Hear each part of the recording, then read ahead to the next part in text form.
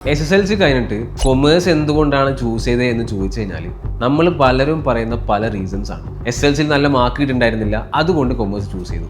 എന്ന് ചൂസ് ചെയ്യണമെന്ന് അറിയണ്ടായിരുന്നില്ല, അതുകൊണ്ട് ചൂസ് ചെയ്തു എന്നൊക്കെ. കൊമേഴ്സിനോടുള്ള ഇഷ്ടം കൊണ്ട് അല്ലെങ്കിൽ കൊമേഴ്സിന്റെ കരിയർ ഓപ്പർച്യൂണിറ്റീസ് മനസ്സിലാക്കിയിട്ട് ചൂസ് ചെയ്ത ആൾക്കാരുടെ എണ്ണം ഇന്നും കുറവാണ്.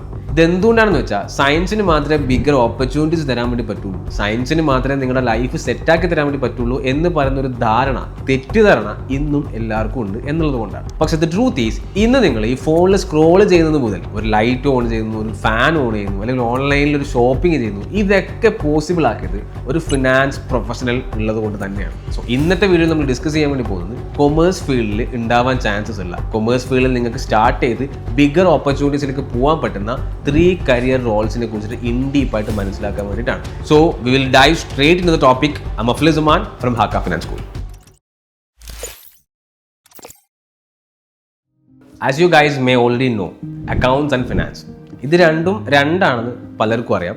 Just let me explain for the context. Accounts എന്ന് പറയുന്നത് ബാക്ക്വേർഡ് ലുക്കിംഗ് ആണ്, ഫിനാൻസ് എന്ന് പറയുന്നത് ഫോർവേഡ് ലുക്കിംഗ് ആണ്. ഒരു കമ്പനി ട്രാൻസാക്ഷൻസ് മെയിൻറ്റെയിൻ ചെയ്യുക, റെക്കോർഡ് ചെയ്യുക എന്നുള്ളതാണ് അക്കൗണ്ടൻസിൻ്റെ ജോബ്. ഫിനാൻസ് എന്ന് പറയുന്നത് ഒരു കംപ്ലീറ്റ്ലി ഡിഫറെൻറ്റ് പെർസ്പെക്റ്റീവ് ആണ്. ബേസിക്കലി ഫിനാൻസ് റോൾ എക്സിസ്റ്റ് ചെയ്യുന്നത് 3 ക്രിട്ടിക്കൽ ക്വസ്റ്റ്യൻസിൻ്റെ ആൻസർ ആയിട്ടാണ്. Where is the money coming from, where is the money going, and is the money being used wisely, legally and sustainably. ഈ 3 ക്വസ്റ്റ്യൻ്റെ answer ആയിട്ടാണ് ഒരു finance professional work ചെയ്യേണ്ടത്. നമ്മുടെ നാട്ടിൽ bank function ചെയ്യണം, ഗവൺമെൻറ് ഒരു പ്രൊജക്ട് നടപ്പിലാക്കണം, നമുക്ക് സാലറി കിട്ടണം, അല്ലെങ്കിൽ ഒരു ബിസിനസ് ഗ്രോ ചെയ്യണം, ഇതൊക്കെ നടന്നു പോകുന്നത് നമ്മുടെ നാട്ടിൽ ഒരു പ്രോമിനന്റ് ഫിനാൻഷ്യൽ സിസ്റ്റം ഉള്ളത് കൊണ്ടാണ്. ഒരു ദിവസം ഈ ഒരു ഫിനാൻഷ്യൽ സിസ്റ്റം അല്ലെങ്കിൽ ഒരു ഫിനാൻഷ്യൽ റോൾ ഷട്ട് ഡൗൺ ആയി പോയി കഴിഞ്ഞാൽ നമുക്ക് സാലറി കിട്ടില്ല, ബിസിനസ് റൺ ആവില്ല, ഗവൺമെന്റ്സ് റൺ ആവില്ല, എക്കോണമി മൊത്തത്തിൽ കൊളാപ്സ് ആയി പോകും. And that is how much important A financial system is in our country and all over the world. So to understand better about the finance and accounts role, let's take an example. നിങ്ങൾ ഹെഡ്ഫോൺസിന് ഒരുപാട് ഇഷ്ടപ്പെടുന്ന ഒരാളാണെന്ന് നോക്കുക. സ്വന്തമായിട്ട് ഒരു headphone company നിങ്ങൾ തുടങ്ങുകയാണ്. May be നെയിമായിട്ട് നമുക്കൊരു sound wave എന്തെങ്കിലും വിളിക്കാം. നിങ്ങളൊരു 10-15 ലക്ഷം രൂപ ഇൻവെസ്റ്റ് ചെയ്ത് ഇങ്ങനെ ഒരു സൗണ്ട് വേവ് എന്ന് പറയുന്ന ഒരു കമ്പനി സ്റ്റാർട്ട് ചെയ്യുകയാണ്. ആ കമ്പനി സ്റ്റാർട്ട് ചെയ്ത 1-ാം ദിവസം തൊട്ടിട്ട് അങ്ങോട്ട് ഓരോ ദിവസങ്ങളിലും നിങ്ങൾക്ക് നല്ല സെയിൽ കിട്ടുകയാണ്. ഈ സെയിൽ നടന്നുകൊണ്ടിരിക്കുന്ന സമയത്ത് നിങ്ങൾക്ക് ചില കാര്യങ്ങൾ അറിയേണ്ടതുണ്ട്. എത്ര സെയിൽ നടന്നു, എത്ര പ്രോഫിറ്റ് വന്നു, എത്ര എക്സ്പെൻസ് വന്നു, എത്ര ടാക്സ് അടക്കാണ്ട്, ഈ പറയുന്ന കാര്യങ്ങൾ മാനേജ് ചെയ്യാൻ ഒരാളെ നിങ്ങൾക്ക് ആവശ്യമുണ്ട്.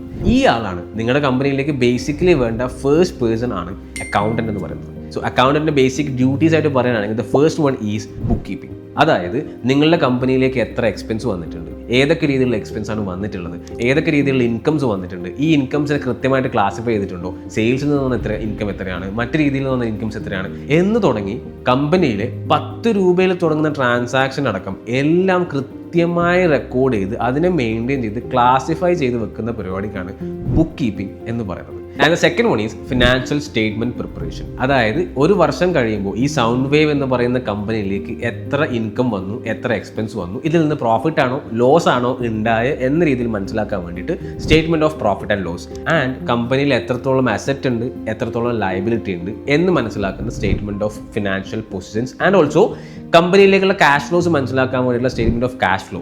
ഈ 3 സ്റ്റേറ്റ്മെന്റ്സ് പ്രിപ്പയർ ചെയ്ത് വെക്കുക എന്നുള്ളതും ഒരു അക്കൗണ്ടന്റിന്റെ ജോബിൽ പെടുന്ന കാര്യമാണ്. And third one is tax filing and compliances. കമ്പനിയിലേക്ക് വരുന്ന ഇൻകം ടാക്സിന്റെയും GSTന്റെയും ഫയലിംഗും കാര്യങ്ങളും പ്രോപ്പർലി മെയിൻറ്റെയിൻ ചെയ്ത് കൊണ്ടുപോകുക എന്ന് പറയുന്നതും ഒരു അക്കൗണ്ടന്റിന്റെ ജോബാണ്. സോ ഈ പറയുന്ന ഓരോ കാര്യങ്ങളും നമ്മൾ കൃത്യമായി ചെയ്തിട്ടില്ല എന്നാണെങ്കിൽ ആ ബിസിനസ് ഇന്നോ നാളെയോ പൊട്ടാൻ ചാൻസ് ഉള്ള ബിസിനസ് ആണ് എന്ന് കൃത്യമായിട്ട് നമുക്ക് പറയാൻ വേണ്ടി പറ്റും. So that is how much important അല്ലെങ്കിൽ how much critical an accountant's job is in a business or in a firm. And accounts and ഫിനാൻസിൽ വരുന്ന രണ്ടാമത്തെ മേജർ ഓപ്പർച്യൂണിറ്റി ആയിട്ട് സ്റ്റാർട്ടിംഗ് ലെവലിൽ തന്നെ കിട്ടാൻ പറ്റുന്ന ജോബ് ഓപ്പർച്യൂണിറ്റിയാണ് ഫിനാൻഷ്യൽ അനലിസ്റ്റ് ജോബ് എന്ന് പറയുന്നത്.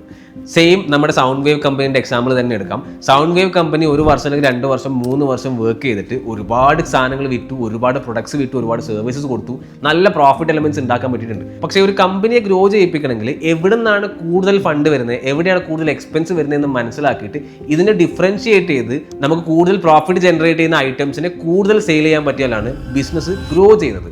ഈ പറയുന്ന കാര്യത്തിന് വേണ്ടിയിട്ട് ഏറ്റവും കൂടുതൽ ഹെൽപ്പ് ചെയ്യാൻ വേണ്ടി പോകുന്ന ഒരാളാണ് ഫിനാൻഷ്യൽ അനലിസ്റ്റ് എന്ന് പറയുന്നത്. ഫിനാൻഷ്യൽ അനലിസ്റ്റിന്റെ ബേസിക് ജോബ് എന്ന് പറയുന്നത് ഡാറ്റയെ പ്രോസസ്സ് ചെയ്യുക എന്നുള്ളതാണ്. നമ്മുടെ കമ്പനിയിൽ നടന്നിട്ടുള്ള ഓരോ ഡാറ്റാസും ഓരോ ട്രാൻസാക്ഷനെയും മനസ്സിലാക്കി അതിനെ അനലൈസ് ചെയ്തിട്ട് എവിടെ നിന്നാണ് കൂടുതൽ പ്രോഫിറ്റ് വന്നിട്ടുള്ളത്, എവിടെ നിന്നാണ് കൂടുതൽ എക്സ്പെൻസ് വന്നത് എന്ന് മനസ്സിലാക്കി ഇതിനെക്കുറിച്ചൊരു ഡാറ്റ ക്രിയേറ്റ് ചെയ്ത് കൊടുത്തു കഴിഞ്ഞാൽ ഇത് കമ്പനീൻ്റെ മേജർ ഷെയർ ഹോൾഡേഴ്സിന് അല്ലെങ്കിൽ മേജർ ഡയറക്ടേഴ്സിന് ബെറ്റർ ഡിസിഷൻ മേക്കിങ്ങിന് വേണ്ടിയിട്ടും ബിസിനസ് ഗ്രോ ചെയ്യാൻ വേണ്ടിയിട്ടും ഹെൽപ്പ് ചെയ്യും. സോ അത്രയും ക്രിട്ടിക്കൽ ആയിട്ടുള്ള ഡിസിഷൻ മേക്കിങ്ങിന് ഓരോ ഡാറ്റയും പ്രോസസ് ചെയ്ത് അനലൈസ് ചെയ്ത് ഇന്റർപ്രറ്റ് ചെയ്ത് ഡിസിഷൻ മേക്കിങ്ങിനുള്ള ഇൻഫർമേഷൻസ് പ്രൊവൈഡ് ചെയ്ത് കൊടുക്കുക എന്നുള്ളതാണ് ഫിനാൻഷ്യൽ അനലിസ്റ്റ് ജോബിന്റെ ബേസിക് ക്രൈറ്റീരിയ എന്ന് പറയുന്നത്. സോ ഫിനാൻഷ്യൽ അനലിസ്റ്റ് എന്നുള്ള ജോബിലേക്ക് കയറി കഴിഞ്ഞാൽ ബേസിക് അക്കൗണ്ടന്റ് എന്നുള്ള രീതിയിൽ മാത്രമല്ല, ഒരു ഡിസിഷൻ മേക്കർ എന്നുള്ള രീതിയിൽ സ്റ്റെപ്പ് ബൈ സ്റ്റെപ്പ് ഇനി അങ്ങോട്ടുള്ള കരിയർ ഗ്രോത്തിന് ഭയങ്കര ഹെൽപ്ഫുൾ ആകുന്ന ഒരു റോളാണ് ഫിനാൻഷ്യൽ അനലിസ്റ്റ് ജോബ് എന്ന് പറയുന്നത്. ഇനിയാണ് കുറച്ചുകൂടി ബിഗർ പ്ലേയേഴ്സ് ആയിട്ടുള്ള ആൾക്കാർ വരുന്നത്, ഓഡിറ്റർ.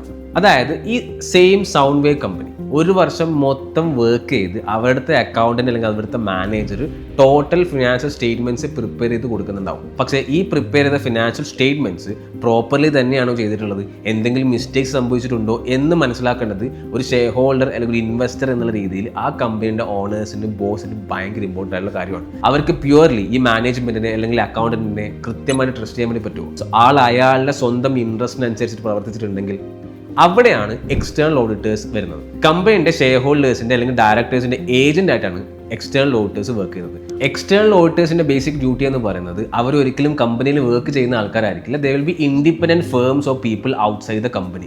സപ്പോസ് ഈ സൗണ്ട് വേവ് എന്ന കമ്പനിയിലേക്ക് പുറത്ത് നിന്ന് ഇൻഡിപെൻഡന്റ് ആയിട്ട് വരുന്ന ആൾക്കാരായിരിക്കും എക്സ്റ്റേണൽ ഓഡിറ്റേഴ്സ്. അവർ നമ്മുടെ കമ്പനിയിലേക്ക് വന്ന് നമ്മളുടെ ഫിനാൻഷ്യൽ സ്റ്റേറ്റ്മെന്റ്സ് ഓരോന്നും എടുത്ത് അനലൈസ് ചെയ്ത് റിവ്യൂ ചെയ്ത് എന്തെങ്കിലും എററോ മിസ്റ്റേറ്റ്മെന്റോ അല്ലെങ്കിൽ ഫ്രോഡിനുള്ള ചാൻസസ് ഉണ്ടോ എന്നുള്ള കാര്യങ്ങളൊക്കെ ചെക്ക് ചെയ്യും.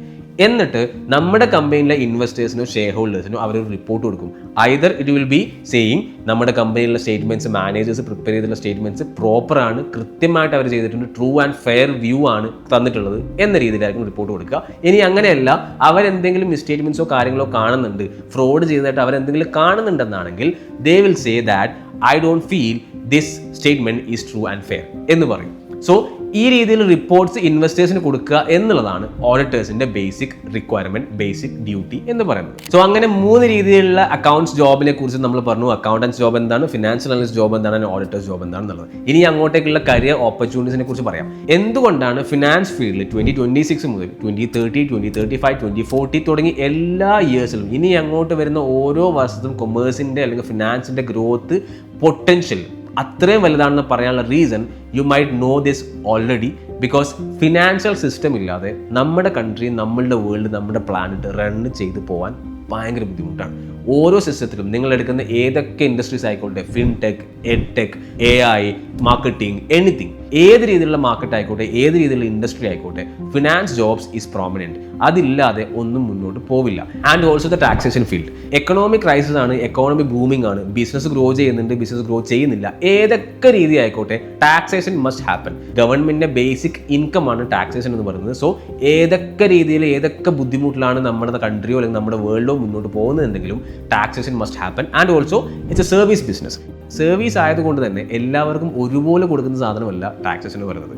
നിങ്ങളുടെ ഫ്രണ്ടും നിങ്ങളും കൊടുക്കുന്ന ടാക്സേഷൻ ഡിഫറെൻ്റ് ആണ്. ഓരോ ആൾക്കാരും ഹെട്രോജിനിക് ആയിട്ട് കൊടുക്കുന്നതാണ് ടാക്സേഷൻ എന്ന് പറയുന്നത്. So taxation business cannot be replaced by AI and automation. So ഈ പറയുന്ന ഗ്രോത്ത്, ഈ പറയുന്ന പൊട്ടൻഷ്യൽ ഫിനാൻസ് ആൻഡ് കൊമേഴ്സ് ഫീൽഡിൽ ഇന്നുണ്ട്, ഇനി അങ്ങോട്ടുള്ളതാണ്. ആൻഡ് ദ സാലറി സ്കെയിൽ പറയാനാണെങ്കിൽ ഒരു ബേസിക് അക്കൗണ്ടന്റ് എന്നുള്ള രീതിയിൽ നിങ്ങൾക്ക് മിനിമം നമ്മുടെ നാട്ടിൽ 20 to 35K റേഞ്ചിലാണ് സാലറി സ്കെയിൽ വരുന്നത്. ഫിനാൻഷ്യൽ അനലിസ്റ്റ് ജോബിലേക്ക് നിങ്ങൾ എത്തുന്നുണ്ടെങ്കിൽ ഈ പറയുന്ന പവർ ബിയും എക്സലും SQL പോലുള്ള ടൂൾസുകളിൽ പ്രോമിനൻസ് ക്രിയേറ്റ് ചെയ്യുന്നതോടെ നിങ്ങളുടെ salary scale from 30 to 50K എന്ന റേഞ്ചിലേക്ക് എത്തുകയാണ്. And auditor, this is something that you need a certification to do, but still commerce ഫീൽഡിൽ ഒരു ഓഡിറ്ററായി മാറുക എന്ന് പറയുന്നത്, CA പ്രൊഫഷണൽ ആവുക എന്ന് പറയുന്നത്, your career will be so set that you never need to look back and think what you need to do next. So commerce professional ആയിരിക്കുക എന്ന് പറയുന്നത് നിങ്ങൾക്ക് ഈ സമയത്ത് ഇനി അങ്ങോട്ട് വരുന്ന ഫിനാൻഷ്യൽ ഗ്രോത്തിലേക്ക് ഏറ്റവും സേഫസ്റ്റ് കരിയർ തരാൻ വേണ്ടി പോകുന്ന ഫീൽഡാണ്. So if you want to know more about accounts, finance, commerce and its career growth, you can contact to us. Link is in the description, guys. Thank you for watching. Bye from Afli Zaman.